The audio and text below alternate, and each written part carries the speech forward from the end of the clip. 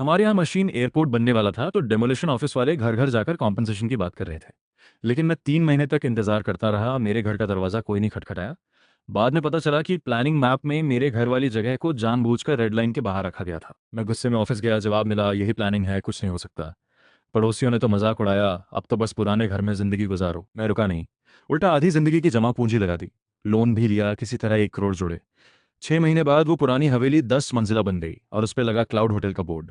दरवाजे पर लिखा था, non guests entry not allowed. ये बोर्ड पूरे एयरपोर्ट एरिया में सबसे ज्यादा दिखने वाली चीज बन गई। जैसे ही एयरपोर्ट का ऐलान हुआ, हमारी इस एनिंग टाउन की शांति हमेशा के लिए खत्म हो गई। कॉम्पनसेशन, नई जगह, घर, नई जिंदगी, बस यही बातें होने लगीं। सफेद वैन आने लगीं, काम वाले टेप और रजिस्टर लेकर घर घर जाने लगे। मेरा नाम फूचिंग है। माँ बाप के जाने के बाद यहाँ बस मैं अकेला हूँ। पहले दिन डेमोलिशन ऑफिस की गाड़ी मेरे घर के सामने से गुजरी, रुकी नहीं। सोचा शायद वेस्ट साइड से शुरू किया होगा, मेरी बारी बाद में आएगी। पहले हफ्ते में पड़ोसी लीशन का डील हो गया, अच्छी रकम ली, खुशी से फूले नहीं समा रहे थे। मुझे देखकर जोर से पूछते, अचिंग तुम्हारी भी जल्दी होगी ना? मैं बस मुस्कुराकर हाँ कर देता। पहले महीने में ईस्ट साइड वाले भी साइन करने लगे। धीरे धीरे हर दीवार पर लाल रंग से लिखा जाने लगा। सिर्फ मेरे घर की दीवार साफ और सुनसान रही। मन में घबराहट बढ़ने लगी। 2 महीने और गुजरे, ज्यादातर लोग जा चुके थे और एक बुरा एहसास दिल में घर कर गया। तो मैं सीधे टाउन ऑफिस गया, मेयर जैन दकियान से मिलने। वो फोन पर बिजी थे। मुझे देखकर बस बेमन से आंखें उठाई। क्या है? मैंने पूछा। जैंग मेयर साहब, एयरपोर्ट डेमोलिशन में हमारा घर क्यों नहीं है? उन्होंने रुककर धीरे से एक बड़ा सा प्लानिंग मैप निकाला और उंगली रखी। खुद देखो। मैंने देखा तो दिल धक से रह गया। डिमोलिशन की रेड लाइन मेरे घर की दीवार के बिल्कुल किनारे से निकली थी और मेरा घर बाहर छूट गया था, जैसे जानबूझकर। मेरी आवाज़ कांपने लगी। ये क्या है? कोई गलती हुई है क्या? जिंग दकियान ने ठंडे लहजे में कहा, कोई गलती नहीं, प्लानिंग ऐसी ही है, हम कुछ नहीं कर सकते। मैंने फिर पूछा, पूरा शहर टूट रहा है, सिर्फ हमारा घर क्यों छूटा? जिंग दाकियान की आवाज़ ऊंची हो गई।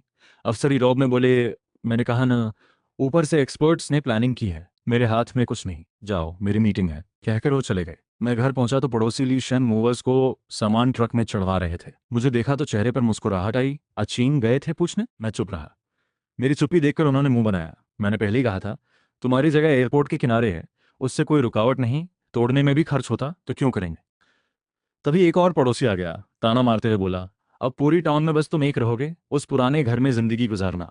लिशन और हंस पड़े। बिल्कुल, जब हम सब शहर के नए फ्लैट में होंगे, आचीन अकेले एरोप्लेन का धुआं सूंघेगा। वो तीखी हंसी कानों में चुभ रही थी, पर मैंने कुछ नहीं कहा। बस नजरें उठाकर उस घर को देखा जिसमें मैं बड़ा हुआ था। आखिरकार वो ट्रक्स चले गए। मैं सुनसान गली में खड़ा था। मैंने फोन निकाला और डायल किया। हेलो सुवान, मैं फूचिंग बोल रहा हूँ। उधर से सुवान की जानी पहचानी आवाज आई। थोड़ी हैरान होकर बोली, आचिंग, अचानक कॉल किया, क्या हुआ? मैंने थोड़ा रुककर कहा, लोन के बारे में बात करनी थी। सुवान मेरी बचपन की दोस्त है, फाइनेंस पढ़ी है, अभी एक बैंक में कस्टमर मैनेजर है। वो हैरान हो गई। लोन? अचिंग, क्या हुआ तुम्हें? मैंने शांत आवाज में कहा, कुछ नहीं, बस पुराना घर रेनोवेट करना है। सुवान और हैरान हो गई, रेनोवेट? अभी तो एयरपोर्ट बनने वाला है, सब डेमोलिशन में जा रहे हैं। मैंने पूरी बात बताई, हमारा घर रेड लाइन से बाहर है। उधर कुछ देर चुप्पी रही। फिर सुवान की आवाज में हल्का गुस्सा आया। ये तो बिल्कुल जुल्म है। प्लानिंग मैप में इत्तेफाक से सिर्फ तुम्हारा घर छूट जाए, ये कैसे हो सकता है? मैंने शांति से कहा, इत्तेफाक था या नहीं, अब इससे कोई फर्क नहीं। सुवान ने पूछा, तो फिर क्या इरादा है? बस पुराने घर में बैठे रहोगे? मैंने खिड़की से बाहर देखते हुए एक एक लफ्ज में जवाब दिया, नहीं, मैं इसे तोड़कर नया बनाऊंगा। सुवान काफी देर चुप रही, फिर बोली, अचिंग सोच लो, पैसा बहुत लगेगा। मैंने दृढ़ता से कहा, सोच लिया। उसने पूछा, कितना चाहिए? मैंने कहा, मेरे पास 20 लाख हैं, माँ बाप के छोड़े हुए और जमा पूंजी 30 लाख, और लोन चाहिए टोटल 50 लाख। सुवान ने सांस खींची। 50 लाख? आचिंग पागल हो गए? सिर्फ रहने के लिए घर बनाने में इतना क्यों? मैंने कहा, रहने का घर नहीं बनाना। मेरी नज़र एयरपोर्ट की उस जगह पर गई जहां भविष्य में लाखों लोग आएंगे जाएंगे और मेरा घर होगा वहां का सबसे नज़दीकी इकलौता प्राइवेट बिल्डिंग। मैंने सुवान से पूछा, एयरपोर्ट के बिल्कुल पास एक होटल का फ्यूचर कैसा लगता है तुम्हें? सुवान एक पल के लिए रुक गई। वो स्मार्ट है, फौरन समझ गई। चिल्लाए, होटल? आचिंग, ये तो बहुत बड़ा कदम है। एक्सपीरियंस है तुम्हें, कनेक्शंस है, रिस्क बहुत ज़्यादा है। मैंने उससे उल्टा पूछा, ज़्यादा रिस्क क्या है, होटल खोलना या उस घर में अकेले बैठे प्लेन्स का शोर सुनते रहना? सुवान की बात सुनकर वो कुछ और बोलने लगी। 30 लाख का लोन छोटी रकम नहीं। तुम्हारा पुराना घर कोलैटरल के तौर पे शायद काफ़ी नहीं होगा, इनकम प्रूफ भी। मैंने बीच में ही रोका, मुझे पता है, इसीलिए तुम्हें कॉल किया। तुम एक्सपर्ट हो, देखो कोई रास्ता निकलता है। मुझे पता था मैं उस पर दबाव डाल रहा हूँ, लेकिन मेरे पास कोई और रास्ता नहीं था। ये एकमात्र मौका था जो मुझे मिला था। सुवान ने लंबी सांस ली और बोली, अचिंग, तुम पहले जैसे ही हो, जब बोलते हो तो दिल हिला देते हो। ठीक है, कल सुबह प्रॉपर्टी पेपर्स और बाकी डॉक्यूमेंट्स लेकर आ जाओ, मैं देखती हूँ क्या हो सकता है। गारंटी नहीं दे सकती, पर कोशिश ज़रूर करूँगी। मैंने शुक्रिया कहा। माहौल हल्का करने के लिए उसने मजाक किया, शुक्रिया मत करो, होटल बन जाए तो मेरे लिए life time free presidential sweet पक्का रखना। मैंने बिल्कुल सीरियसली जवाब दिया, डन, पक्का। अगले दिन सुबह सवेरे मैं पहली बस पकड़कर शहर पहुंचा। सुवान ने मेरे डॉक्यूमेंट्स देखे, ढेरों कॉल्स किए, कई डिपार्टमेंट्स में लेकर गई। बैंक के लोगों ने जब वो प्रॉपर्टी देखी जो रेड लाइन से बाहर थी, सबके चेहरे पर हैरानी थी। उनकी नज़र में एयरपोर्ट से घिरी एक अकेली प्रॉपर्टी बहुत रिस्की लग रही थी। मैंने बार बार अपना बिजनेस प्लान समझाया, पर वो मुझे देखकर थोड़ा अजीब लग रहे थे। अच्छा हुआ सुवान साथ थी, उसने बिजनेस प्लान बेहतर बनाने में मदद की, बैंक वालों से बात करना सिखाया, यहाँ तक कि अपनी पर्सनल कनेक्शन से ब्रांच मैनेजर को खाने पर भी बुलाया। एक हफ्ते बाद जब मैं लगभग हार मान चुका था, सुवान का कॉल आया। उसकी आवाज़ में थकान थी, पर एक्साइटमेंट भी आचिंग हो गया। लोन अप्रूव हो गया। मैंने उत्साह से पूछा, सच में? वो बोली, हाँ, 30 लाख एक हफ्ते में अकाउंट में। मैंने अपने बैंक मैनेजर को वर्ड दिया था तुम्हारे प्रोजेक्ट के लिए। मैं फ़ोन पकड़े खड़ा रहा, कुछ बोल नहीं पाया। आंखें भर आईं, सुवान शुक्रिया।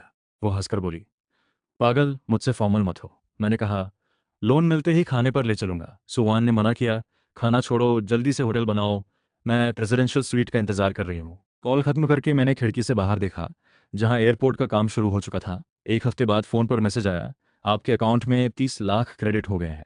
वो लंबा सा नंबर देखकर मैंने गहरी सांस ली। पूरे 50 लाख, ये सिर्फ रकम नहीं थी, ये मेरी पूरी जिंदगी की कमाई थी, और पूरी जिंदगी का दांव भी। मैंने खुद से कहा, फूचिंग, अब पीछे हटने का रास्ता नहीं, और खुद ही जवाब दिया, जीतना ही है। पैसे मिलते ही मैंने शहर की सबसे अच्छी आर्किटेक्चर कंपनी से कांटेक्ट किया, पूरे इलाके के सबसे माने हुए कंस्ट्रक्शन टीम को हायर किया। टीम के फोरमैन का नाम जाओ था, एक सीधा साधा इंसान। पुराना घर देखकर सिर खुजाते हुए बोले, आचिंग, सच में तोड़ दें? मैंने कहा, हाँ अंकल जाओ। उन्होंने फिर पूछा, बनाना क्या है? देखो ये चारों तरफ एयरपोर्ट होगा, साधारण घर में रहना भी मुश्किल होगा। मैंने ड्राइंग निकाल कर कहा, अंकल डिज़ाइन तैयार है, देख लो। अंकल जाओ ने ड्राइंग देखी, आंखें फटी रह गईं। अरे बाप रे, 4 मंजिला, बेसमेंट भी, रूफटॉप भी, ये तो कोई बड़ी बिल्डिंग बना रहे हो। मैंने शांति से कहा, होटल। अंकल जाओ और उनके वर्कर्स सब हैरान। उनके चेहरे पर वही एक्सप्रेशन था जो बैंक वालों के थे। अंकल बोले, मजाक नहीं कर रहे? इस जगह जहां आगे पीछे कुछ नहीं वहां होटल। मैंने दूर धूल उड़ाते एयरपोर्ट कंस्ट्रक्शन की तरफ इशारा किया। आगे पीछे कुछ नहीं, ये जल्द बदलने वाला है, वो देखो, वहां एनिंग टाउन की सबसे बिजी जगह बनेगी। अंकल जाओ मेरी आंखों में यकीन देखकर चुप हो गए। फिर ड्राइंग देखते रहे, जगह देखी, सोचते रहे। अचानक माथे पर हाथ मारा। अरे, समझ गया आचिंग, तुम तो कमाल हो। ये तो पहले से जगह पकड़ना है। सब सोचते हैं ये डेड एंड है, लेकिन होटल खुल गया तो यही सोना बन जाएगी। प्लेन से उतरकर थका हारा पैसेंजर, पहली नज़र में तुम्हारा होटल दिखेगा। मुझे थोड़ी हैरानी हुई कि अंकल इतनी जल्दी बात समझ गए। मैंने पूछा, अंकल, काम करोगे? अंकल ने सीना ठोकर कहा, क्यों नहीं, इतना इंटरेस्टिंग काम मिले तो ढूंढते रह जाओ। तुम जैसा कहो वैसा बनाऊंगा, मजबूत और शानदार। जब बुलडोजर आया तो आसपास बचे कुछ लोग देखने जमा हो गए। जब पुरानी यादों वाला वो घर जमींदोज हुआ तो सब बोले, फूचिंग पागल हो गया है, ठीक ठाक घर तोड़ दिया। किसी ने कहा, सुना है काफी पैसे लगाकर बड़ा घर बनाएगा। लीशन ने हाथ बांधकर ठंडी हंसी दी, बड़ा घर? पैसे फेंकने की जगह मिल गई, अकेले रहेगा उसमें, रात को डर नहीं लगेगा? कोई और बोला, आसपास कोई पड़ोसी नहीं, ये तो कब्रिस्तान जैसा लगेगा। मैंने किसी की बात पर ध्यान नहीं दिया, बस खड़ा रहा उस खंडहर के सामने और काम होते देखता रहा। थोड़ी देर में मेयर जंग दाकियान की गाड़ी आई। उन्होंने शायद सोचा नहीं था कि मैं रोने धोने के बजाय इतना बड़ा काम शुरू कर दूंगा। गाड़ी की खिड़की से झांक कर आवाज़ दी, फूचिंग। मैं पास गया, कुछ काम है? उन्होंने रूप से पूछा, ये क्या हो रहा है? घर बना रहा हूँ। उन्होंने और सवाल किया, बनाने के लिए पूरा तोड़ दिया? अप्रूवल लिया है? अप्रूवल लिया है, हाँ। जैंग दाकियान को उम्मीद नहीं थी कि सब परमिशन पहले से तैयार होगी। चेहरा बिगड़ गया।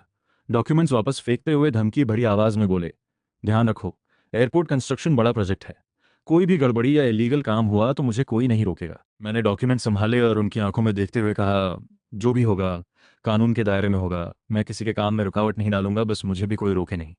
जैन दाकियान को शायद मेरी इस दृढ़ता की उम्मीद नहीं थी। एक जोरदार हम करके खिड़की चढ़ाई और गाड़ी चला दी। मुझे पता था वो वार्निंग देने आए थे, टेस्ट भी कर रहे थे। आगे के दिनों में मैं रोज कंस्ट्रक्शन साइट पर रहा। बिल्डिंग का ढांचा खाली जमीन पर धीरे धीरे ऊपर उठने लगा। पहले महीने में फाउंडेशन और बेसमेंट तैयार, दूसरे में टॉप फ्लोर तक स्ट्रक्चर पहुंच गया। जब आखिरी कंक्रीट चौथी मंजिल पर डाली गई, अंकल जाओ ने खुशी से पटाखे छोड़े। मैं उस रॉ रूफटॉप पर खड़ा नीचे देख रहा था। दूर एयरपोर्ट का आउटलाइन भी साफ दिखने लगा था। मेरा होटल और वो एयरपोर्ट जैसे दोनों एक साइलेंट रेस में थे। उसी दिन मैं आर्किटेक्ट के साथ एक्सटीरियर मटेरियल की बात कर रहा था कि एनफोर्समेंट की कई गाड़ियां जोर से आकर रुकी। दरवाजे खुले, अलग अलग डिपार्टमेंट्स की यूनिफॉर्म पहने एक 5 एक 6 लोग उतरे। आगे एक मिडिल एज्ड आदमी था। और पीछे जेंग दकियान, चेहरे पर छुपी हुई मुस्कान। वो आदमी सख्त आवाज में बोला, यहाँ का जिम्मेदार कौन है? मैं आगे बढ़ा। उसने आईडी दिखाई। हम जॉइंट एनफोर्समेंट टीम है। पब्लिक कंप्लेंट मिली है, illegal construction, safety hazard, environmental violation. मेरा दिल डूबा। जिंग दाकियान पास खड़े थे, कुछ बोल नहीं रहे थे, पर उनकी आंखें सब कह रही थी। मैंने शांति से कहा, सारे डॉक्यूमेंट्स लीगल हैं, कंस्ट्रक्शन नेशनल स्टैंडर्ड्स के हिसाब से है। वो बोला, लीगल है या नहीं ये तुम तय नहीं करते, चेक करो, कोना कोना देखो। उनके पीछे वाले सब तरफ फैल गए। कोई फायर सेफ्टी चेक कर रहा था, कोई नॉइज लेवल नाप रहा था, कोई एयर सैंपल ले रहा था, कोई कंस्ट्रक्शन डायरी देख रहा था, कोई कंस्ट्रक्शन डायरी देख रहा था। अंकल जाओ और वर्कर्स कुछ कहना चाहते थे, पर मैंने रोक दिया, चेक करने दो। मुझे पता था ये बदला था। ऐसे वक्त में घबराना नहीं था। पूरी दोपहर काम रुका रहा। तरह तरह के बहाने निकाले गए। यहाँ रेबार स्पेसिंग ठीक नहीं लगती, टेप लाओ। सेफ्टी मेजर्स पूरे नहीं, फाइन होगा। कैंटीन का हेल्थ सर्टिफिकेट दिखाओ। जंग दाकियान बीच बीच में उस आदमी के कान में कुछ कहते और दोनों मेरी तरफ देखते। मैं चुप रहा, बस फोन पर सब कुछ क्वाइटली रिकॉर्ड करता रहा, हर चेहरा, हर मूव। सूरज ढलने से पहले वो सब जमा हुए। उस मिडिल एज्ड आदमी ने समरी दी, पूरी दोपहर की डिटेल्ड जांच के बाद आपका कंस्ट्रक्शन साइट बेसिकली रूल्स के अनुसार है। ये वर्ड्स उसके मुंह से जैसे मुश्किल से निकले। मेरा दिल हल्का हुआ, क्योंकि जब से मैंने होटल बनाने का फैसला किया था, हर डिटेल परफेक्ट रखी थी। बेस्ट मॉनिटरिंग कंपनी हायर की थी, हर मटेरियल की क्वालिटी सर्टिफिकेट ली थी, हर काम ड्राइंग के हिसाब से हुआ था। मेरा गोल था ऐसी बिल्डिंग बनाना जिसमें कोई कमी ना निकाल सके। जंग दकियान का चेहरा उतर गया। उन्हें शायद उम्मीद नहीं थी कि इतनी उम्र में इतनी केयरफुली काम हुआ। फिर वो आदमी अचानक टोन बदलकर, लेकिन उन्होंने तुरंत टोन बदला, फिर भी, एयरपोर्ट एक स्पेशल प्रोजेक्ट है। सेफ्टी पक्की करने के लिए हम आपको 1 हफ्ते का वर्क स्टॉपेज दे रहे हैं। पूरी सेल्फ चेक करें। अंकल जाओ, सबसे पहले भड़के क्यों? कोई कमी नहीं मिली, फिर काम क्यों रोकें? उस आदमी ने रौब दिखाया, ये ऑर्डर है, मानना होगा, वरना कंस्ट्रक्शन परमिट कैंसिल हो जाएगी। लेकिन उसका वो चिकना और घुमंडी चेहरा देखकर मैं अचानक मुस्कुरा दिया। जंग मेयर साहब, मेरे पास city housing bureau, fire department, environment department, सबके ऑफिशियल्स के नंबर्स हैं। मैंने अभी जो वीडियो बनाया वो एक दोस्त को भी भेज दिया है जो प्रोविंशियल मीडिया में काम करता है। अगर आज दोपहर की पूरी कहानी उन तक पहुंची तो क्या होगा? मैं तो बस एक आम इंसान हूँ, अपना घर बचाने की कोशिश कर रहा हूँ। बड़े लोगों से लड़ने का यही तरीका बचा है मेरे पास। उसके चेहरे की मुस्कुराहट वहीं जम गई। वो हैरानी से मुझे देखने लगा, जैसे यकीन नहीं हो रहा था। शायद उसने कभी सोचा नहीं था कि जिसे वो कमजोर और अकेला समझ रहा था, उसके पास इतना तैयार जवाब होगा। तभी वो मिडिल एज्ड आदमी माहौल भांपकर जेंग दाकियान के पास आया। सर, अब क्या करें? जेंग दाकियान ने दांत पीसते हुए कहा, काम चलने दो, कहकर बिना पलटे गाड़ी में घुस गए और वो पूरी एनफोर्समेंट टीम वहां से भाग गई। साइट पर एक जोरदार चीयर उठी। अंकल जाओ और वर्कर्स ने मेरी तरफ थम्स अप किया। लेकिन सच तो ये था कि वो बात आधी सच आधी झूठ थी। वीडियो सच में था, लेकिन मीडिया वाला दोस्त वो मैंने बना दिया था। मैं बेट लगा रहा था कि जंग दकियान गिल्टी कॉन्शियंस की वजह से मामला बड़ा नहीं करेगा, और मैं जीत गया। पर मुझे पता था ये खत्म नहीं हुआ। दूर शहर की रोशनी देखते हुए मैंने फोन उठाया। हेलो सुवान, लगता है बड़ी मुसीबत आ गई। सुवान ने पूरी बात सुनी, फिर काफी देर चुप रही। मैंने धीरे से पूछा, हेलो सुवान हो? उसकी आवाज थकी हुई थी, पर एकदम शांत। हाँ चिंग, घबराओ नहीं। मैंने कहा, घबरा नहीं रहा, बस जानना चाहता हूँ आगे क्या करूँ। सुवान ने सोचकर कहा, उसके इलाके में डायरेक्टली टकराओगे तो हारोगे, स्ट्रैटेजी बदलनी होगी। मैंने पूछा, कैसी स्ट्रैटेजी? सुवान बोली, संसू ने कहा था, सीधे मुकाबले में रूल्स से लड़ो, जीत के लिए सरप्राइज यूज करो। तुम्हारे सारे डॉक्यूमेंट्स लीगल हैं, तुम रूल्स पर खड़े हो। जेंग दाकियान तुम्हारे खिलाफ कुछ ढूंढना चाहता है पर मिल नहीं रहा, इसलिए गंदे तरीके अपना रहा है। हमें वहां वार करना है जहां उसे उम्मीद न हो। मैं चुपचाप सुनता रहा। उलझे दिमाग में थोड़ी क्लैरिटी आने लगी। मैंने पूछा, ये सरप्राइज क्या है? सुवान ने एक एक लफ्ज में कहा, एयरपोर्ट जो अभी बन रहा है, एनिंग इंटरनेशनल एयरपोर्ट, वो प्रोजेक्ट खुद। मैं एक पल के लिए रुक गया। वो आगे बोली, तुम्हारा होटल उसकी कोर स्ट्रेंथ है, तुम्हें किसी तरह एयरपोर्ट प्रोजेक्ट वालों को ये फील कराना होगा कि तुम उनके अपने हो। सुवान की बात जैसे बिजली की तरह दिमाग में चमकी। अब समझ आया, जेन दाकियान इसलिए मनमानी कर पाता है क्योंकि उसकी नज़र में मैं अकेला हूँ। लेकिन अगर एयरपोर्ट जैसी बड़ी ताकत के साथ मेरा नाम जुड़ जाए तो जेन दाकियान को सोचना पड़ेगा। पर मुश्किल ये थी, मैंने थोड़ा हिचकिचाते हुए कहा, एयरपोर्ट एक स्टेट लेवल प्रोजेक्ट है, बड़े ऑफिशियल्स हैं, मैं उन तक कैसे पहुंचूं? सुवान हंसी। इसने कहा, बड़े ऑफिशियल्स के पास जाओ। आज सिंह, तुम भूल गए तुम्हारी असली एडवांटेज क्या है? मैंने हैरान होकर पूछा, मेरी एडवांटेज? सुवान समझाने लगी, तुम्हारा साइट अभी पूरी एनिंग टाउन में एयरपोर्ट के अलावा एकमात्र जगह है जहां बड़ी तादाद में वर्कर्स हैं।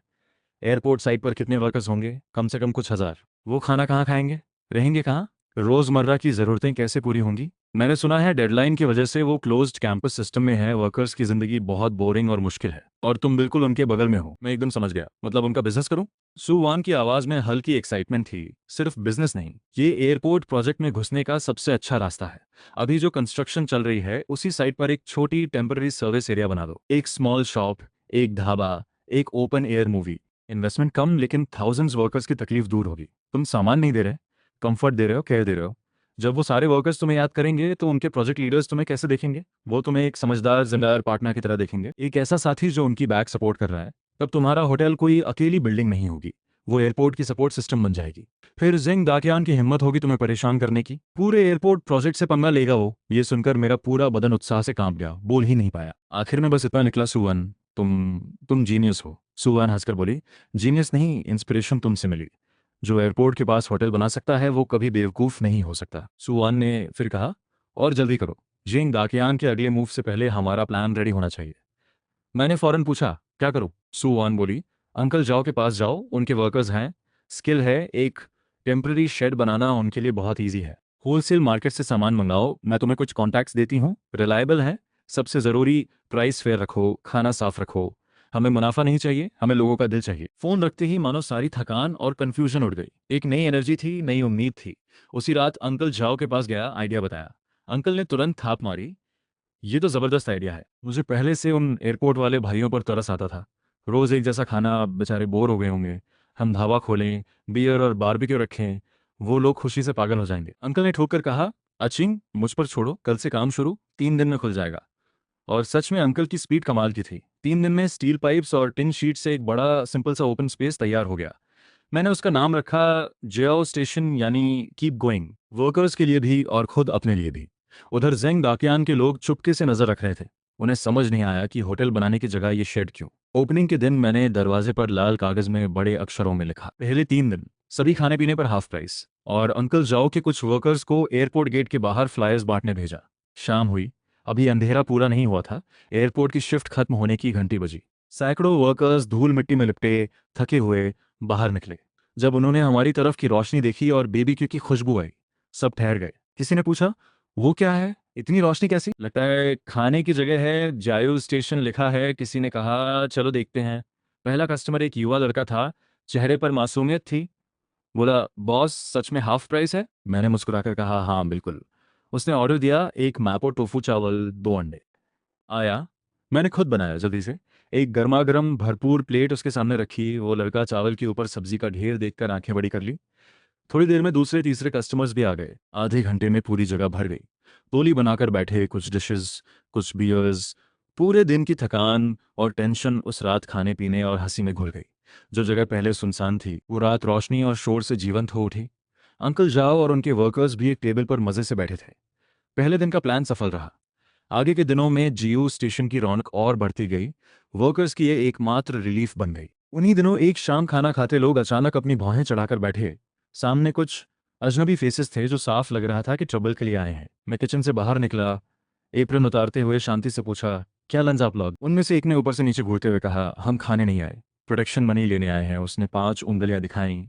एनिंग टाउन में बिजनेस करना है तो हमारे रूल्स मानने होंगे, हर महीने इतना। लेकिन मेरे कुछ बोलने से पहले ही बगल वाली टेबल से एक भारी भरकम आदमी खड़ा हो गया। वो एयरपोर्ट साइड का एक कॉन्ट्रैक्टर था, नाम जांग था, लगभग रोज यहाँ आता था। उसने सीधे पूछा, कौन हो तुम? यहाँ आकर क्या गुल खिलाने आए? उस लड़के ने तिरछी नजर से देखते हुए कहा, तू बीच में मत पड़ वरना तुझे भी देख लेंगे। जांग कॉन्ट्रैक्टर ने सुनकर एक पल के लिए नजर घुमाई, फिर बिना कुछ बोले टेबल पर पड़ी खाली बियर बॉटल उठाई, जोर से दबाया, पट की आवाज के साथ बॉटल उसके हाथ में टूट गई।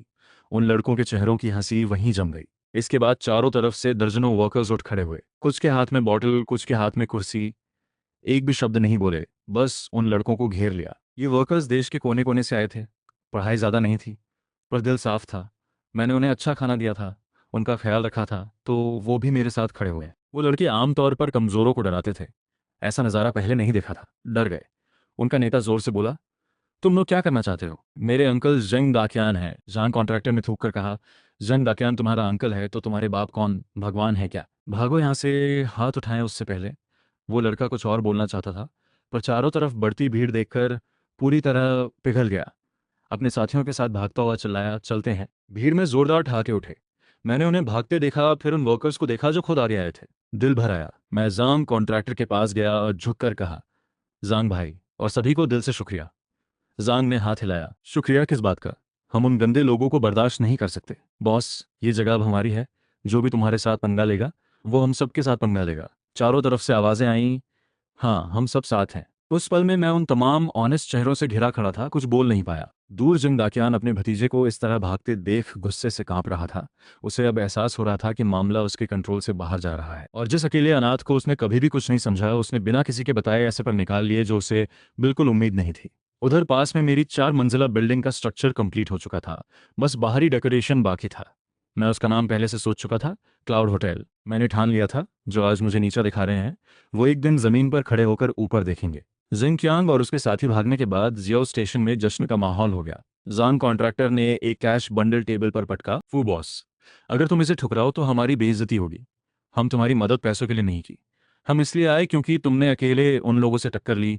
वो हिम्मत हमें पसंद आई। मैं उनकी बात टाल नहीं सका, पैसे ले लिए। लेकिन मन में जानता था जो मैंने आज पाया वो इस पैसे से कहीं ज्यादा कीमती था। मैंने लोगों का दिल जीता था। ये बात जल्द ही एयरपोर्ट प्रोजेक्ट के हेडक्वार्टर्स तक पहुंच गई। पहले तो वो घबराए, हजारों वर्कर्स किसी अनकंट्रोल्ड प्राइवेट जगह पर इकट्ठा हो रहे हैं। ये उन्हें बड़ा रिस्क लगा। सुना है प्रोजेक्ट टीम ने रात भर मीटिंग की।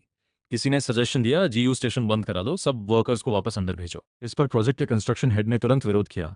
लोगों को जबरदस्ती बंद करोगे तो टेंशन और बढ़ेगी, कभी ना कभी फटेगी। लंबी बहस के बाद एक बैलेंस सोल्यूशन निकला। इसे थ्रेट मानने की बजाय एक कंट्रोल्ड पार्टनर ना दो। कुछ दिन बाद एक एसयूवी आकर मेरी साइड के बाहर रुकी। उस पर लिखा था एनिंग एयरपोर्ट कंस्ट्रक्शन कमांड। गाड़ी से एक 30 के करीब का आदमी उतरा और मेरी तरफ आया। अदब से बोला, फू बॉस। मैंने थोड़ा सतर्क होकर जवाब दिया, हाँ। उसने हाथ मिलाया। हेलो, मेरा नाम कीन शो है। एयरपोर्ट प्रोजेक्ट की लॉजिस्टिक्स डिपार्टमेंट का डेप्यूटी डायरेक्टर हूँ। क्या थोड़ी बात हो सकती है? मैंने एक पल सोचा, फिर उसे जियायू स्टेशन की एक खाली टेबल पर बिठाया, ठंडी चाय रखी और पूछा, चीन डायरेक्टर क्या काम था? चीन शो ने मुस्कुराते हुए कहा, फू बस, घबराओ नहीं। मैं ट्रबल लेकर नहीं आया, बिजनेस की बात करने आया हूँ। मैं हैरान रह गया, बिजनेस? उन्होंने ग्लासेस ठीक करते हुए सीधे बात की। हाँ, हमारी टीम ने डिस्कस किया और माना कि आपके जायो स्टेशन ने हमारे एयरपोर्ट प्रोजेक्ट को स्टेबल रखने में बहुत बड़ा योगदान दिया है। वर्कर्स को इतनी अच्छी जगह देने के लिए शुक्रिया। ये सुनकर मुझे हैरानी हुई। मैंने सोचा था वो परेशान करने आएंगे। किनशो ने बैग से एक डॉक्यूमेंट निकाला। हम एक फॉर्मल एग्रीमेंट साइन करना चाहते हैं। हमारी कमांड ऑफिशियली आपके जाओ स्टेशन को एनिंग इंटरनेशनल एयरपोर्ट प्रोजेक्ट नंबर एक लिविंग सर्विस एरिया घोषित करेगी। ऑफिशियल बोर्ड भी लगेगा और हर महीने एक सब्सिडी भी मिलेगी। हमारी बस एक शर्त है। मेरा दिल तेज धड़कने लगा। क्या? किनशो ने सच्ची नजरों से देखते हुए कहा, फूड क्वालिटी बनाए रखना, प्राइसेस स्टेबल रखना, वर्कर्स को अच्छा और सस्ता खाना मिलता रहे। फू बॉस, हम जानते हैं अभी तुम्हारा प्रॉफिट लगभग नहीं है। सब्सिडी इसीलिए है कि तुम ये काम लंबे समय तक कर सको। तुम हमारी बैकगार्ड हो, तभी हम आगे का काम कर सकते हैं। उस डॉक्यूमेंट पर कोऑपरेशन लिखा देखकर आंखें भर आईं। सू वैन की स्ट्रैटेजी, वो सरप्राइज मूव आखिरकार एक ऐसे तरीके से पूरी हुई जो मैंने सोचा भी नहीं था। मैं एयरपोर्ट का एलाय नहीं, ऑफिशियली उनका अपना बन गया था। मैंने तुरंत जवाब दिया, मैं तैयार हूँ। पेन उठाई और साइन कर दिया। चिन शो ने खुशी से डॉक्यूमेंट पैक किया। फू बॉस, अच्छा पार्टनरशिप रहेगा। आगे कभी कोई ज़रूरत हो या कोई परेशान करे मुझे कॉल करना। उन्हें विदा करके मैंने फौरन सू वान को कॉल किया। सू वान, हम जीत गए। सू वान हंसी, मुझे पता था। आचिंग, याद रखो, जब तुम दूसरों को ऐसी वैल्यू दो जो वो मना न कर सकें तो तुम किसी के पैरों तले रौंदी जाने वाली चीज नहीं रहते, बल्कि हर कोई तुम्हें अपने साथ रखना चाहता है। अब तुम्हारी असली गेम शुरू होती है। अगले दिन एक चमकदार नीला बोर्ड जियो स्टेशन पर सबसे ऊंची जगह लग गया। उस पर लिखा था Anning international airport project designated living service area, Anning airport construction command, logistics department. वो बोर्ड जैसे किसी बड़े जनरल का परचम था। लगते ही पूरे स्टेशन का माहौल बदल गया। वर्कर्स की छाती और चौड़ी हो गई। यहाँ खाना पीना अब सिर्फ टाइम पास नहीं, ऑफिशियली अप्रूव्ड बेनिफिट था। उस दिन से मेरी पहचान भी बदल गई। एक कॉन्ट्रोवर्शियल अकेले इंसान से एक लेजिटिमेट बिजनेस पार्टनर। मुझे साफ महसूस हुआ जेंग दाकियान की वो हमेशा नजर रखने वाली आंखें वो बोर्ड देखकर थोड़ी सिकुड़ गईं। कम से कम अगले एक हफ्ते तक कोई भी परेशानी नहीं आई। कंस्ट्रक्शन साइट और जायू स्टेशन दोनों में एक रेयर शांति रही। पर मैं जानता था ये तूफान से पहले की खामोशी है। जेंग दाकियान जैसा इंसान इतनी जल्दी नहीं मानेगा। और सच में एक हफ्ते बाद मुसीबत एक ऐसे तरीके से आई जो मैंने सोचा नहीं था। उस सुबह मीट डिलीवर करने वाले ड्राइवर लाओ ली मुझसे मिले, बेबस चेहरा लिए। फू बॉस, माफ करना, आज मीट नहीं पहुंचा पाऊंगा। मेरे दिल में धक हुआ। क्या हुआ लौला भाई? भाई लाओली ने सिगरेट सुलगाई, गहरा कश लिया। आ भरी बात मत पूछो। रात को माल लेने गया, रास्ते में टाउन के ट्रैफिक एनफोर्समेंट वालों ने रोका। बोले ओवरलोडिंग है, फाइन करेंगे, गाड़ी लेंगे। मेरी गाड़ी तो लिमिट की आधी भी नहीं थी। मैंने आर्ग्यू किया तो बोले 1 लाख जुर्माना, वरना महीने भर गाड़ी जब्त। मेरा दिल डूब गया। ये कोइंसिडेंस नहीं था। जेंग दाकियान का नया तरीका, सीधे मुझ पे हाथ नहीं डाल सकता तो सप्लाई चेन तोड़ दो। लावली ने और बताया, बस मैं नहीं, आज सुबह वेजिटेबल्स वाले, कुकिंग ऑयल वाले, कई गाड़ियां अलग अलग जगह रोकी गईं। कोई ना कोई बहाना, इक्विपमेंट ठीक नहीं, कागज नहीं, गाड़ी सील। अब इस तरफ आने की हिम्मत किसी में नहीं रही। ये था असली वार। सप्लाई काट दो। जायो स्टेशन रोज टन सामान कंज्यूम करता था। सप्लाई रुकी तो 2 दिन में बंद। दोपहर होते होते इफेक्ट दिखने लगा। वर्कर्स कुछ डिशेस ऑर्डर करते तो जवाब मिलता, सामान नहीं है। वो समझते थे, पर उनकी आंखों में निराशा दिखती थी। मैं अंदर से घबरा रहा था। फौरन चीन शो को कॉल किया, पूरी सिचुएशन बताई। चीन शो फोन पर भड़क गए, ये क्या बकवास है, ये तो एयरपोर्ट प्रोजेक्ट को डायरेक्टली डिस्टर्ब करना है, ये लोग हमारे साथ खिलवाड़ कर रहे हैं। लेकिन मुझे समझ आया, दूसरों पर डिपेंड करना ठीक नहीं, खुद रास्ता निकालना होगा। मैंने सुवान को कॉल किया, सुवान एक काम करो, वो होलसेल मार्केट के कॉन्टैक्ट्स जो तुमने दिए थे अभी भी हैं? सुवान ने तुरंत पूछा, है क्या हुआ? मैंने पूरी सिचुएशन एक्सप्लेन की। सुवान ने कुछ देर सोचकर कहा, बहुत कमीना मूव है, अब प्लान क्या है? शहर से माल मंगाओगे तो दूरी ज़्यादा है, कॉस्ट बढ़ेगी, गाड़ी रेंट करूंगा या सेकंड हैंड लूंगा। कॉस्ट ज़्यादा हो तो भी चलेगा, चिंशो की सब्सिडी इसी के लिए है। सबसे ज़रूरी है कि सप्लाई मेरे हाथ में हो, किसी का इंतज़ार नहीं करना, किसी की मोहताजी नहीं।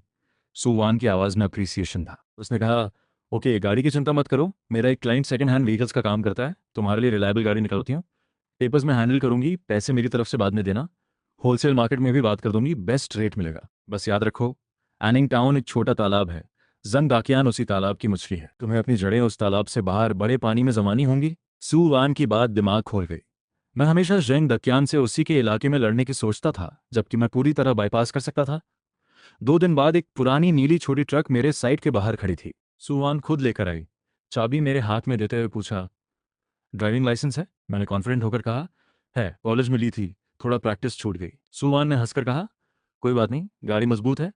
सुवान ने ट्रक का पिछला हिस्सा खोला, अंदर ताजे सामान से भरा था। मुस्कुराते हुए बोली, रास्ते में होलसेल मार्केट से पहली खेप भी ले आई। उस भरी ट्रक को देखकर और धूल भरे सफर से थकी सुवान को देखकर गला भर आया। सुवान ने तुरंत कंधा थपथपाया, बस इमोशनल मैट हो, सामान उठाओ, वर्कर्स भूखे हैं, होटल खुले तो एक नहीं, कई प्रेसिडेंशियल स्वीट्स रखना। उस रात जयो स्टेशन पहले से कहीं ज्यादा अच्छा खाना था। वर्कर्स को पता चला कि मैं खुद गाड़ी चलाकर दर्जनों किलोमीटर्स दूर शहर से सामान लाया। सब हैरान। जान कॉन्ट्रैक्टर एक कटोरी शराब लेकर आया, चेहरा लाल था, आंखें भरी थीं। फू बॉस, मैंने जिंदगी में कम लोगों को रेस्पेक्ट किया है, तुम उनमें से एक हो। इस जगह के लिए हम सब हैं, जो भी इसे छूने की कोशिश करे हम सबसे पंगा लेगा। सैकड़ों वर्कर्स एक साथ बोले, हाँ हम सब साथ हैं, जो इसे हाथ लगाए हमसे लड़े। उस पर मुझे पता चला जंग दखियान का ये मूव उल्टा पड़ा। उसने मुझे तोड़ने की कोशिश की, लेकिन मुझे इन वर्कर्स के साथ और मजबूती से बांध दिया। अपनी ट्रक और इंडिपेंडेंट सप्लाई चेन के बाद जायू स्टेशन एकदम स्टेबल हो गया। अब मैंने सारा ध्यान होटल कंस्ट्रक्शन पर लगा दिया। सुवान के आर्किटेक्ट ने सच में कमाल का डिज़ाइन किया था, मॉडर्न, क्लीन, स्टाइलिश। चारों तरफ कंस्ट्रक्शन साइट के बीच ये बिल्डिंग किसी फ्यूचर सिटी से आई हुई आर्ट पीस लग रही थी। चीन शो की सजेशन पर मैंने एक छोटी ग्रोसरी भी खोली, सिगरेट्स, स्नैक्स, डेली आइटम्स, कुछ वॉशिंग मशीन्स भी रखे। अब जायू स्टेशन एक पूरी माइक्रो कम्युनिटी बन चुकी थी। एयरपोर्ट वर्कर्स की हर ज़रूरत यहाँ पूरी होती थी। धीरे धीरे पूरे एयरपोर्ट प्रोजेक्ट में मेरा नाम फैल गया। वो यंग बॉस फू चेंग जो साइट के पास है। एक दिन मैं अकाउंट्स देख रहा था कि चिन शो कुछ लोगों को लेकर आए। आगे एक 4045 साल का आदमी था, साथ में 2 असिस्टेंट्स थे जिनके हाथ में नोटबुक और कैमरा था। चीन शो ने इंट्रोड्यूस कराया, फू बॉस, ये है Chen Mo, China Southern Airlines के हेडक्वार्टर्स में प्रोजेक्ट डेवलपमेंट मैनेजर हैं। फ्यूचर रूट्स की प्रिलिमिनरी सर्वे के लिए आए हैं। मेरे मन में कुछ हलचल हुई। मैं तुरंत उठा, हाथ मिलाया, चेन मैनेजर, आपसे मिलकर खुशी हुई। चेन मो ने मुस्कुराते हुए कहा, फू बॉस, बड़ी तारीफ सुनी है चीन डायरेक्टर से। मैंने विनम्रता से कहा, आप तारीफ करते हैं। चेन मो ने सीधे बात की, हम एयरपोर्ट साइट देखकर आए तो इस बिल्डिंग ने ध्यान खींचा। चीन डायरेक्टर बोले, ये एक होटल है जो जल्द खुलने वाला है। जी मेरा ही है। चेन मो ने रिक्वेस्ट की, क्या हम देख सकते हैं? बिल्कुल। मैंने अकाउंट्स रखे और उन्हें साथ ले चला। रास्ते में चेन मो ने बहुत सवाल पूछे। मैंने शांत और क्लियर जवाब दिए। जब हम अभी फिनिशिंग वर्क वाले लॉबी में पहुंचे, सब चुप हो गए। वहां से दूर क्रेन्स काम करती दिख रही थी। कल्पना आसान थी, कुछ समय बाद यहाँ से सिल्वर प्लेन्स उड़ते दिखेंगे। वो नज़ारा अभूतपूर्व होगा। चैन एमओ ने दिल से कहा, इम्प्रेसिव। फू बॉस, जब सब कॉम्पनसेशन के पीछे थे तुमने फ्यूचर की वैल्यू देखी। उनके असिस्टेंट लगातार फोटोज ले रहे थे। फिर हम रूफटॉप पर गए, वहां से पूरा एयरपोर्ट साइट नजर आया था। चेन एमओ ने दूर देखते हुए कहा, हमारी एयरलाइन के क्रू मेंबर्स को हर फ्लाइट के बाद लेओवर सिटी में रेस्ट लेना होता है। हमारे क्राइटेरिया बहुत स्ट्रिक्ट है, सेफ्टी, प्राइवेसी, एक्सेसिबिलिटी सब जरूरी है। आपके होटल की लोकेशन एक्सेप्शनली कन्वीनियंट है, यहाँ तक कि हमारे प्लांट स्टाफ क्वार्टर से भी नजदीक। फिर उन्होंने मुड़कर मुझे देखा, आंखों में जेन्युइन इंटरेस्ट था। फू बॉस, होटल खुलने के बाद क्या आप चाइना सदर्न एयरलाइंस के एनिंग एयरपोर्ट क्रू मेंबर्स का डेजिग्नेटेड स्टे होटल बनना चाहेंगे? मेरा दिल उछल पड़ा। एक एयरलाइन के साथ लॉन्ग टर्म एग्रीमेंट का मतलब था होटल खुलने से पहले ही स्टेबल हाई क्वालिटी गेस्ट्स। ये तो मेरा सबसे बड़ा सपना था। मैंने एक्साइटमेंट दबाते हुए जवाब दिया, बिल्कुल इंटरेस्टेड हूँ। चेन एमओ ने संतोष से सिर हिलाया, बढ़िया। होटल कंप्लीट होने पर हमारी टीम आकर फॉर्मल इवैल्यूएशन करेगी। अगर क्राइटेरिया मैच हुए तो स्ट्रैटेजिक एग्रीमेंट होगी। उन्होंने पॉकेट से विजिटिंग कार्ड निकाला, इन टच रहना। चेन एमओ के जाने के बाद मैं अकेला रूफटॉप पर खड़ा था। हवा चल रही थी, सब कुछ सपने जैसा लग रहा था। नीचे उतरने से पहले मेरी नज़र दूर एक गाड़ी पर पड़ी। वो जेंग दाकियान की गाड़ी थी। वो अंदर बैठे थे, साथ में कोई और भी था। जेंग दाकियान उस आदमी को मेरे होटल की तरफ इशारा करते हुए कुछ कह रहे थे। मैंने शांति से नीचे आकर सुवान को मैसेज किया, एक इंसान की जानकारी चाहिए। फिर फोन से जूम करके उन दोनों की धुंधली फोटो ली और लिखा, जेंग दाकियान के साथ बैठा सूट वाला, उसकी पूरी डिटेल्स चाहिए, जितनी हो सके।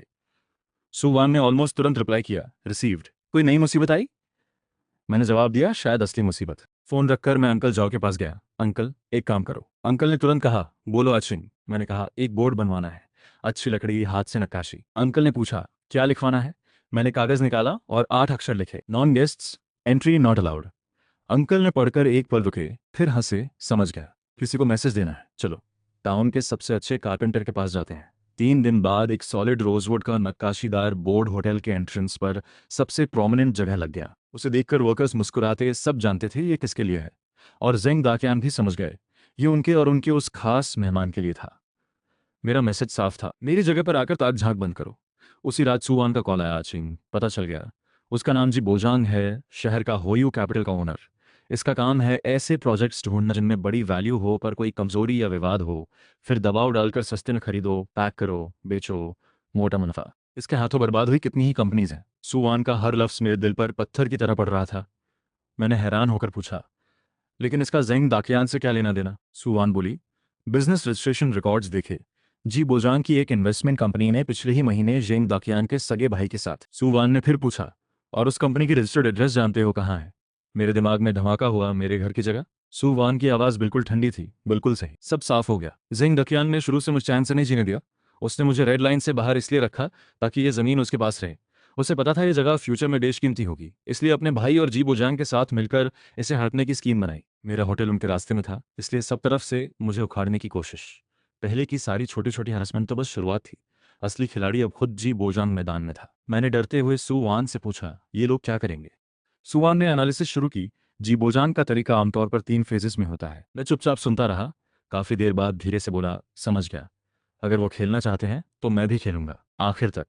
सुवान की आवाज में थोड़ी चिंता थी। चिंग। मैंने कहा, सुवान, तुम जी बोजांग और उस नई कंपनी की हर मूवमेंट मॉनिटर करते रहो, हर ट्रांजैक्शन, हर प्लान। मुझे उनका एक एक कदम पता होना चाहिए। चाइना सदर्न एयरलाइंस वाला डील मैं जल्द से जल्द फाइनलाइज करूंगा। मुझे एक स्ट्रांग ऑफिशियल एलाई चाहिए और होटल को जितनी जल्दी हो सके कंप्लीट करना है। एक बार कैश फ्लो शुरू हो गई तो उनसे लंबी लड़ाई लड़ सकता हूँ। सुवान ने लंबी सांस ली। चिंग, तुम सच में बड़े हो गए। मैंने विंडो पर लगे नो एंट्री बोर्ड की तरफ देखते हुए कहा, मजबूरी में बड़ा होना पड़ा। ये दुनिया आंसुओं पर नहीं चलती। यहाँ टिकना है तो दुश्मन से भी ज्यादा सख्त बनना पड़ता है। जिबोजान का हमला मेरी सोच से कहीं जल्दी और कहीं जोरदार आया। एक रात में लोकल फोरम्स और शहर के कई सोशल मीडिया पेजेस पर आर्टिकल्स की बाढ़ आ गई। हेडलाइंस थीं जैसे, एयरपोर्ट के पास इलीगल ट्यूमर, किसने दी इसे प्लानिंग को ठेंगा दिखाने की परमिशन, एक नौजवान के 50 लाख आए, कहाँ से, क्लाउड होटल के पीछे का काला सच, खतरे की घंटी, रनवे से 100 मीटर से भी कम दूरी पर होटल, भविष्य की फ्लाइट्स के लिए खतरा।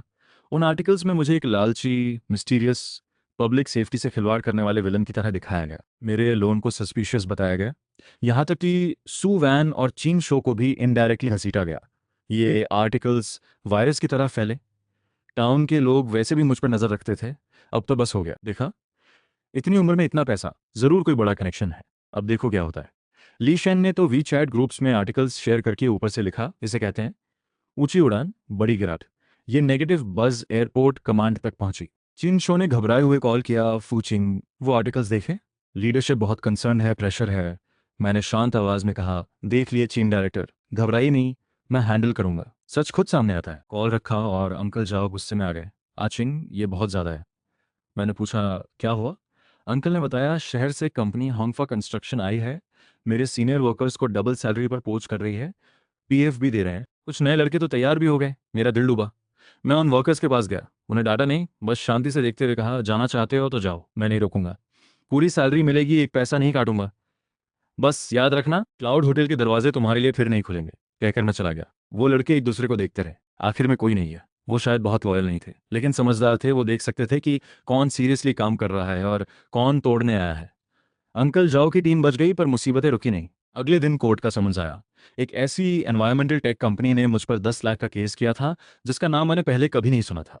क्लेम था कि मेरी कंस्ट्रक्शन से उनके प्रिसिशन इंस्ट्रूमेंट्स को नुकसान हो रहा है। उस कंपनी का रजिस्टर्ड एड्रेस था कुछ किलोमीटर दूर एक सुनसान जमीन पर, वहां एक परिंदा भी नहीं था। ये साफ था मैलिशियस लॉसूट। मकसद था मुझे रोको, पैसे खर्च कराओ। मुझे लॉयर हायर करना पड़ा। पैसे पहले से टाइट थे और अब एक और बड़ा खर्च। मैं रोज 3-4 घंटे सो पाता था। दिन में साइट, वर्कर्स, लॉयर मीटिंग्स। रात को खुद गाड़ी चलाकर शहर से सामान लाता। इतना प्रेशर था कि सांस लेना मुश्किल लग रहा था। पहली बार खुद पर डाउट आया। मेरा दुश्मन एक फाइनेंशियल जायंट था, बड़ी टीम के साथ, और मैं था एक छोटी सी टीम के साथ अकेला। तभी सुवांग का मैसेज आया, अचिंग मुझे पता है सब। जी बोजांग के ये 3 बार उसके क्लासिक मूव्स हैं। बहुत लोग यहीं टूट गए हैं, पर तुम नहीं टूटोगे। अभी जायू स्टेशन के बाहर जाकर देखो। मैंने आंखें पोंछी और बाहर निकला। वहां दर्जनों वर्कर्स अपने फोन्स लेकर बैठे थे। उन्हीं आर्टिकल्स के नीचे कमेंट्स कर रहे थे। बकवास है। फू बॉस का खाना पूरे एनिंग टाउन में सबसे सस्ता और साफ है। मैं खुद क्लाउड होटल साइट पर काम करता हूँ। यहाँ के सेफ्टी स्टैंडर्ड्स किसी भी बड़े प्रोजेक्ट से बेहतर है। झूठ फैलाने वाले का मुंह नोच लूंगा। अगर ये होटल इलीगल है तो दुनिया में कोई लीगल बिल्डिंग नहीं। फू बॉस के सारे पेपर्स एकदम सही हैं। उनकी भाषा रफ थी, गालियां भी थीं, पर उनका मतलब साफ था। जिसने उनका ख्याल रखा उसके लिए वो लड़ेंगे। उन्हें देखकर आंखें फिर भर आईं, इस बार खुशी से। मुझे एक बात समझ आई। जी बोजान के पास पैसा था, टीम थी, टैक्टिक्स थे, लेकिन जो मेरे पास था वो उसके पास कभी नहीं हो सकता था। मेरे पास था लोगों का दिल। मैं नाक सुड़की आगे गया, जान भाई सबका शुक्रिया। जान ने हंसते हुए कहा, शुक्रिया किस बात का, हम बस देख नहीं सकते कि अच्छे इंसान को ये लोग परेशान करें। एक और वर्कर बोला, फू बॉस डरो मत, हम हजारों हैं। कोई तुम्हें छूने की कोशिश करे, हम उनका ठिकाना बराबर कर देंगे। उन सब सच्चे मजबूत चेहरों को देखकर मन का सारा डर और कंफ्यूजन उड़ गया। मैंने खड़े होकर चाइना सदर्न के चेन एमओ को कॉल किया। चेन मैनेजर नमस्ते। वो आर्टिकल्स आपने भी देखे होंगे। मैं कोई सफाई नहीं देना चाहता, बस आपको इनवाइट करना चाहता हूँ। अपनी टीम के साथ कभी भी आइए, खुद देख लीजिए। और एक बेट लगाना चाहता हूँ, अगर इवैल्यूएशन पास हो जाए तो अग्रीमेंट तुरंत साइन करें। पहले 3 साल की फीस में 20% डिस्काउंट दूंगा। अगर फेल हो जाए तो आपकी पूरी टीम का ट्रैवल खर्च मेरी तरफ से। चेन एमओ को यह सुनकर जेन्युइन सरप्राइज हुआ। तुम में हिम्मत है, मुझे ऐसे लोग पसंद है। ठीक है, 3 दिन बाद आता हूँ बेस्ट टीम के साथ। उम्मीद है तुम डिसअपॉइंट नहीं करोगे।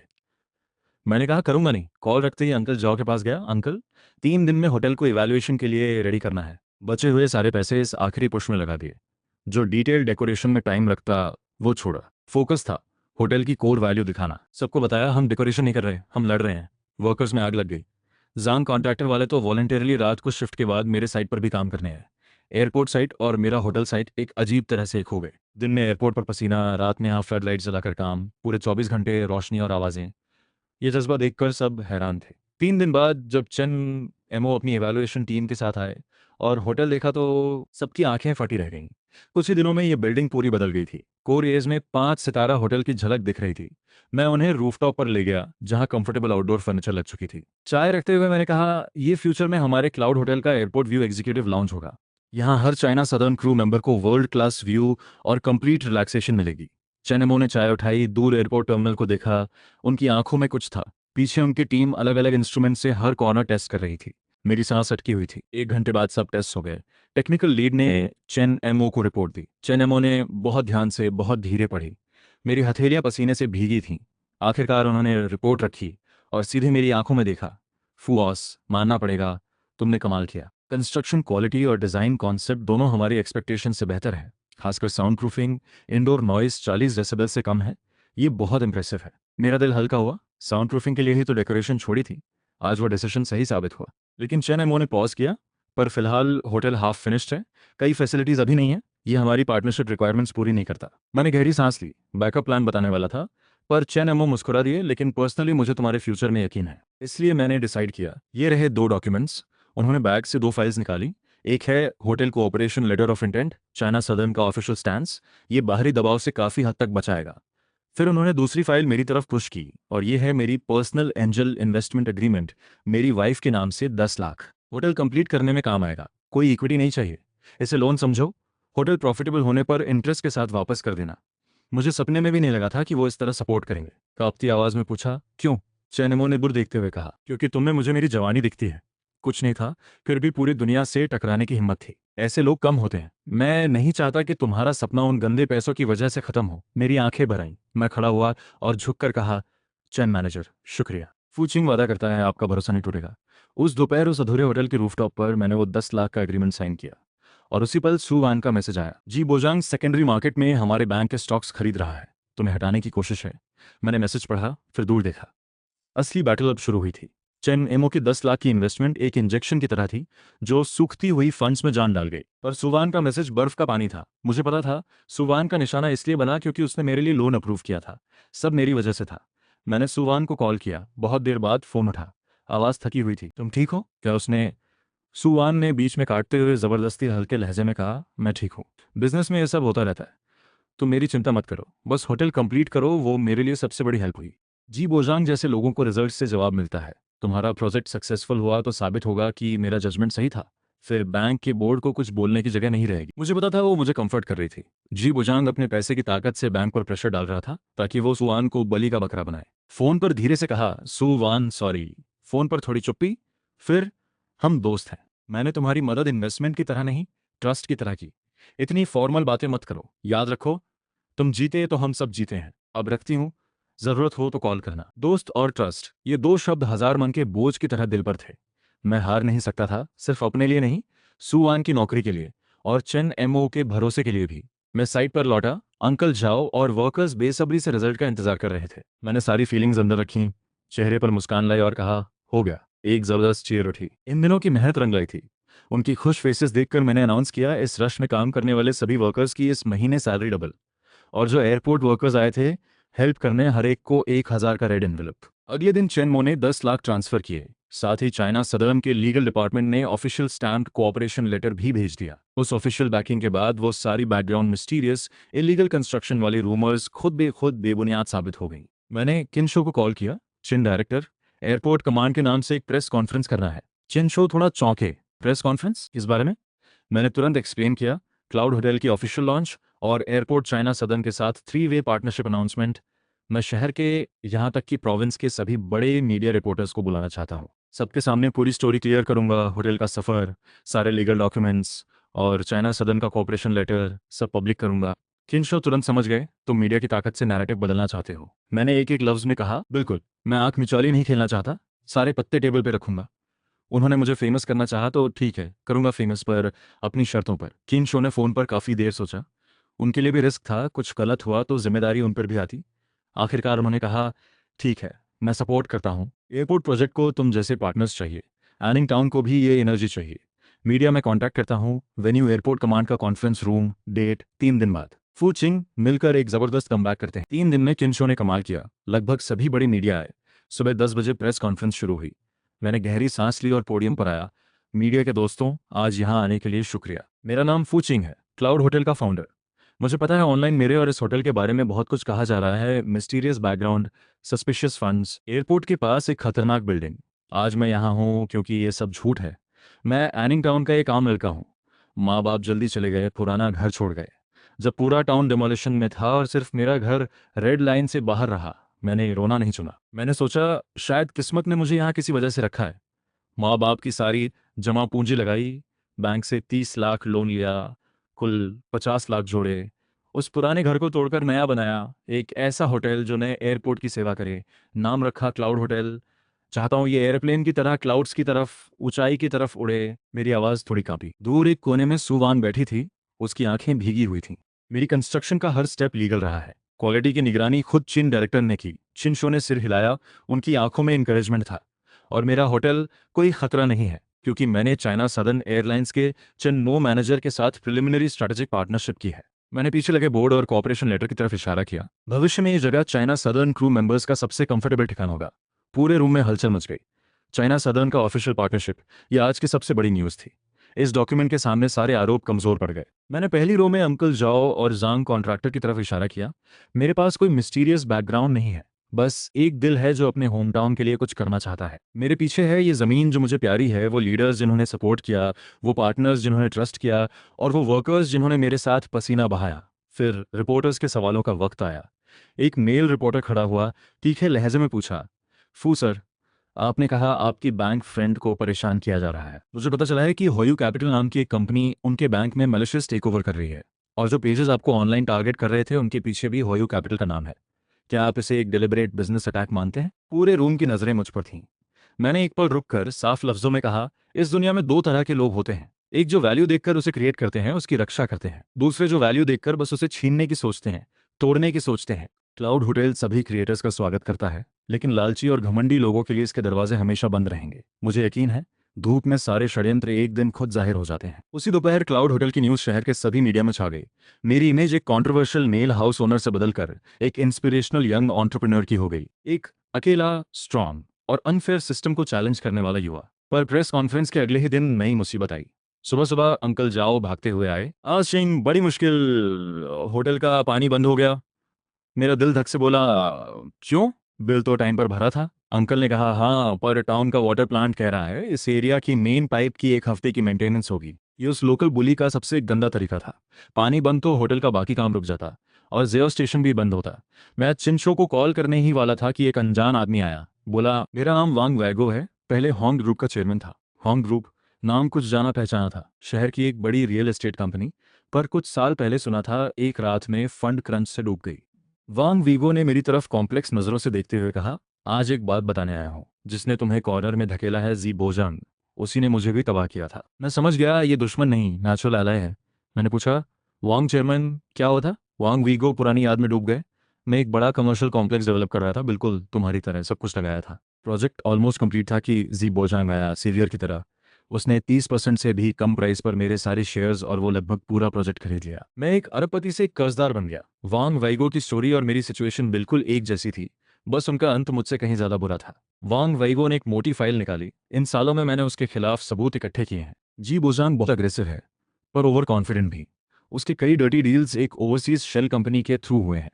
उसे लगता था किसी को कभी पता नहीं चलेगा, लेकिन जिस आदमी ने वो सब मैनेज किया था, वो अब मेरा आदमी है, जी बोझांग के बिल्कुल पास। लेकिन तुम अलग हो।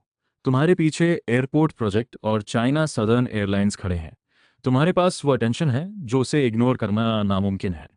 ये सबूत मेरे हाथ में बेकार है, पर तुम्हारे हाथ में शायद ये उस अजगर का सिर काट सकता है। मैंने वो भारी फाइल थामी, हाथ हल्के कांप रहे थे। मैं समझ गया, वांग वैगो मद नहीं मांगने आया था, बल्कि वो अपने बदले की उम्मीद मेरे हाथों में दे रहा था।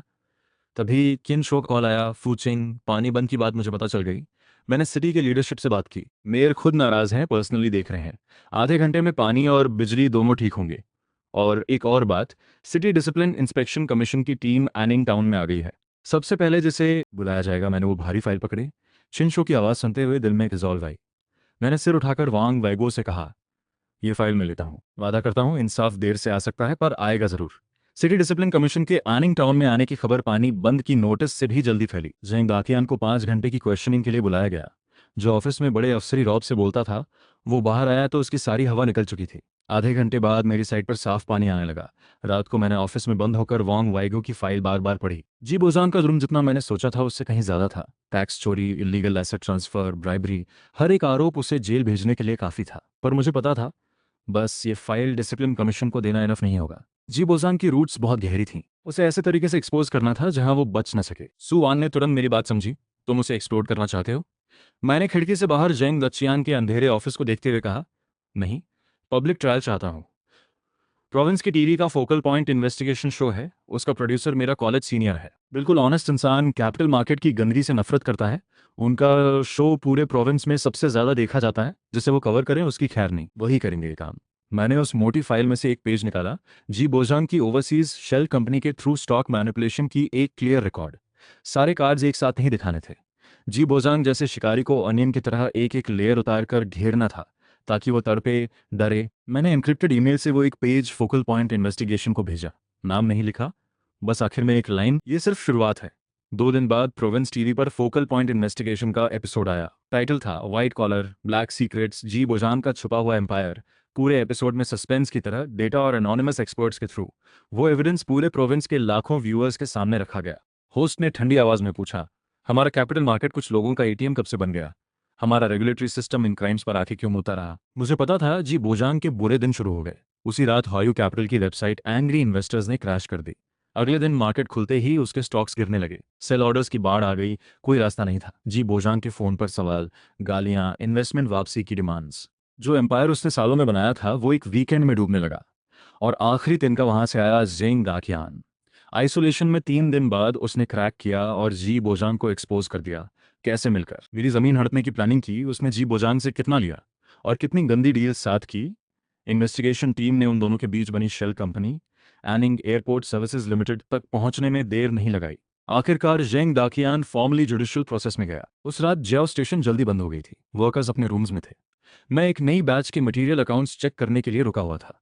अंकल जाओ मुझे अकेला छोड़ना नहीं चाहते थे, वो भी साथ थे। अंकल ने खिड़की से मूसलाधार बारिश देखते हुए कहा, आज मौसम ठीक नहीं लग रहा, कुछ होने वाला है। मुझे भी अजीब सी बेचैनी थी। तभी ऑफिस का दरवाज़ा जोर से खुला, एक घबराया हुआ सिक्योरिटी गार्ड अंदर आया। बॉस, अंकल जाओ, बड़ी मुश्किल है। एक ग्रुप आया है, हाथों में हथियार हैं, सब कुछ तोड़ रहे हैं, लोगों को मार रहे हैं, हम रोक नहीं पा रहे। अंकल जाओ एक झटके में थे, कोने में रखा फावड़ा उठाते हुए बोले, ये मरने आए हैं साले। मेरा दिल एक पल को डूबा, फिर माइंड तुरंत कोल्ड हो गया। अंकल जाओ, पुलिस कॉल करो। गार्ड कांपते हुए बोला, नहीं हो सकता, उन्होंने हमारे फोन्स तोड़ दिए, वो पूरा साइट डिस्ट्रॉय करना चाहते हैं। मैं समझ गया, जी बोजान का आखिरी डेस्परेट मूव। ये बाहरी गूंज थे, प्रोफेशनल। उनका मकसद था मैक्सिमम डिस्ट्रक्शन, कोई एक्सीडेंट हो जाए, कोई मर जाए, प्रोजेक्ट हमेशा के लिए खत्म हो जाए। मैंने तुरंत डिसाइड किया, अंकल जाओ, तुम अपने लोगों के साथ गेट होल्ड करो, उनसे डायरेक्टली मत लड़ो, बस रोको, मैं हेल्प लेने जाता हूँ। आचिंग, तुम कहाँ जाओगे? मैं बाहर निकला। होटल बिल्डिंग के पास से तोड़-फोड़ की आवाजें और चीखें आ रही थीं। एक 5 एक 6 काले साये चाकू और आयरन रॉड्स लेकर अभी-अभी लगाए शीशे तोड़ रहे थे। अचानक पीछे से तेज हेडलाइट्स जली। एक नंबर प्लेट लेस काली वैन तेजी से मेरी तरफ आई। वो मुझे कुचलना चाहते थे। मेरा दिमाग ब्लैंक हो गया। उसी पल जांग कॉन्ट्रैक्टर ने मुझे साइड से धक्का देकर हटाया। बॉस, भागो। जांग का बॉडी उस वैन से टकरा गया और वो उड़कर दूर जा गिरा। वो वैन बिना रुके अंधेरे में गायब हो गई। मैं चीखते हुए उनके पास लुढ़कता हुआ पहुंचा। जांग भाई। वो कमजोर नजरों से मुझे देखकर भी मुस्कुरा रहे थे। जाओ, जल्दी। मेरे आंसू और बारिश का पानी एक हो गए। मैं नहीं जा सकता था। अंकल जाओ को अकेला नहीं छोड़ सकता था। जांग भाई का खून बेकार नहीं जाने दे सकता था। मेरे दिल से एक ऐसा गुस्सा उठा जो पहले कभी नहीं आया था। ठंडी नजरों से उन तोड़फोड़ करते गूंज को देखा। मैं अपनी गाड़ी पर नहीं गया, साइड के कोने में खड़े उस मशीन की तरफ मुड़ा। जांग भाई ने कभी मुझे ये चलाना सिखाया था? मैंने उसे स्टार्ट किया। वो आयरन बीस्ट बारिश की रात में जाग उठा, एक दहाड़ के साथ। सारे गूंज वो आज सुनकर जम गए। मैंने बुलडोजर धीरे धीरे पर एक दबंग फोर्स के साथ उनकी तरफ बढ़ाया। एक गूंज चिल्लाया, पागल है, ये पागल है। सब अपनी जानें बचा के भागे। मैं पीछे नहीं गया। तभी दर्जनों पुलिस कार्स की रेड ब्लू लाइट्स चीरती हुई आईं। पहली गाड़ी से कीन शॉ और सुआन एक साथ उतरे। उन्होंने देखा खून में लथपथ जांग कॉन्ट्रैक्टर को और चिंग, ठीक हो, नीचे आ जाओ। मैं उस ऊंची ड्राइवर सीट से कूदा और सीधे सुआन की बाहों में। सुआन ने मुझे कसकर पकड़ लिया, आवाज़ भराई हुई थी। मुझे पता है, अब सब ठीक है, सब गुजर गया। पर मेरे मन में था कुछ नहीं गुजरा। आज की रात के बाद मेरा अजीब जांग का मामला। एक के बिना दूसरे को चैन नहीं। जांग कॉन्ट्रैक्टर को शहर के सबसे अच्छे हॉस्पिटल ले जाया गया। डॉक्टर ने बताया खून बहुत बहा, बायां पैर फ्रैक्चर है, ऑपरेशन जरूरी है। पर जान को कोई खतरा नहीं। मैं हॉस्पिटल के कॉरिडोर में बैठा था, दिमाग में बार बार वो पल रिप्ले हो रहा था। सुआन ने अपना जैकेट मेरे कंधों पर डाला। चिन शो एक तरफ लगातार कॉल्स कर रहे थे। चेन एमओ को भी खबर मिल गई। उन्होंने चाइना सदन के कनेक्शंस यूज करके सिटी लीडरशिप पर प्रेशर डाला, पूरी जांच की मांग की। जी बोजान का ये ब्रूटल मूव उल्टा पड़ गया। उसने सारी हदें तोड़ दी थी और अब वो सबका दुश्मन था। पुलिस रात भर एक्टिव रही। वो सारे गूंज शहर से निकलने से पहले ही पकड़े गए। वो नंबर प्लेट लेस वैन भी एक अबैंडन वेयरहाउस में मिली। इंटरोगेशन में ज्यादा वक्त नहीं लगा। जी बोजांग के सबसे ट्रस्टेड असिस्टेंट का नाम सामने आया। उसी ने सारे डर्टी वर्क एग्जीक्यूट किए थे। जब पुलिस उसके पास पहुंची तो उसने गिल्ट में खुद को नुकसान पहुंचाया, सोचा शायद बच जाए। वो बहुत कम समझता था मुझे और वांग वीगो की दी हुई उस फाइल को भी। मैं सू वान और चीन शो के पास गया। सू वान, फोकल पॉइंट इन्वेस्टिगेशन वाले प्रोड्यूसर को कॉल करो। चीन शो, सिटी डिसिप्लिन कमीशन के सीनियर से मीटिंग फिक्स कर। अगली सुबह मैंने वैंग वीगो की फाइल की 2 कॉपीज बनाई। एक खुद प्रोविंस टीवी के फोकल पॉइंट इन्वेस्टिगेशन को दी, दूसरी सिटी डिसिप्लिन कमीशन के हाईएस्ट ऑफिसर को। और फिर शुरू हुआ एक ऐसा स्टॉर्म जिसने पूरे प्रोविंस के फाइनेंस और गवर्नमेंट सर्कल्स को हिला दिया। फोकल पॉइंट इन्वेस्टिगेशन ने एक हफ्ते में एक फुल आवर का एपिसोड बनाया, जो प्रोविंस की सबसे ज्यादा देखी गई ब्रॉडकास्ट बनी। जिबोजांग की सारी प्रोटेक्शन एक एक करके हटी गई। Tax department, securities commission, police, सब एक साथ टूट पड़े। हवाई कैपिटल पूरी तरह सील हो गई। एक ऐसा इंसान जो कभी अपने आप को अछूत समझता था। मैं उस दिन क्लाउड होटल की रूफटॉप पे खड़ा था, दूर एनिंग इंटरनेशनल एयरपोर्ट को ऑफिशियली ऑपरेट होते देख रहा था। कोई बड़ा स्पीच नहीं दिया, बस एक गहरा वो किया, शुक्रिया सबका। क्लाउड होटल के ऊपर बस मैं नहीं, हम सब हैं। होटल का रूफटॉप लाउंज अब एनिंग टाउन का सबसे एक्सपेंसिव और सबसे ब्यूटीफुल स्पॉट था। सुवान मेरे पास आई, एक ग्लास शैंपेन देते हुए हंसकर बोली, अब तुम एक सक्सेसफुल पर्सन लगते हो आशिंग। तुमने सिर्फ होटल नहीं बनाया, तुमने ये जगह बदल दी, बहुत लोगों की जिंदगी बदल दी। मैं मुस्कुराया। अपने होटल को रोशन मेहमानों से भरा देखकर मुझे एहसास हुआ वो अकेला अनाथ लड़का आखिरकार अपना घर ढूंढ चुका था। जी बोजांग की जगह सिटी से एक नया ऑफिसर आया, जाओ फ्यूमिंग। मैंने एनिंग टाउन के फ्यूचर प्लानिंग डिस्कशन में यंग एंटरप्रेन्योर रिप्रेजेंटेटिव के तौर पर हिस्सा लिया। जाओ फ्यूमिंग ने ओपनली मेरी तारीफ की, हम पूरा सपोर्ट देंगे। उनकी आंखों में जो स्पार्क था उसे देखकर लगा एनिंग टाउन की सच में नई सुबह आई। होटल का बिजनेस बढ़ता रहा। चाइना सदर्न के बाद दूसरी एयरलाइंस के क्रू भी आने लगे। बिजनेस कॉन्फ्रेंसेज और इंडस्ट्री फोरम्स के लिए क्लाउड होटल में मीटिंग सिटी की एक नई ट्रेंड बन गई। जियाओ स्टेशन को अपग्रेड करके एक semi open American style square बनाया, पर उसकी पुरानी वार्मथ और अफोर्डेबल प्राइसेस बरकरार रहीं। एयरपोर्ट ग्राउंड स्टाफ और आसपास के लोगों की फेवरेट लेट नाइट हैंगआउट बनी रही। अंकल जाओ को ऑफिशियली होटल का इंजीनियरिंग डायरेक्टर बनाया। उनके वर्कर्स जो कभी कंस्ट्रक्शन साइट पर थे अब एक 5 स्टार होटल के ट्रेन स्टाफ थे। नई यूनिफॉर्म में, नई जिंदगी में। वांग वाइगो भी मिलने आए, मुझे देखते ही झुक गए। फू चेयरमैन, शुक्रिया, तुमने मुझे दूसरी जिंदगी दी। मैंने उन्हें उठाते हुए कहा, वांग अंकल, ये आपकी वजह से हुआ। आपकी दी हुई फाइल वो हथियार थी जिसने अंधेरा काटा। उन्होंने बताया वापस मेरी रकम से एक लीगल एड फंड शुरू करेंगे ताकि जो फाउंडर्स उनकी और मेरी तरह कैपिटल की बदमाशी का शिकार हों उन्हें हेल्प मिल सके। मैं जांग कॉन्ट्रैक्टर को देखने हॉस्पिटल गया।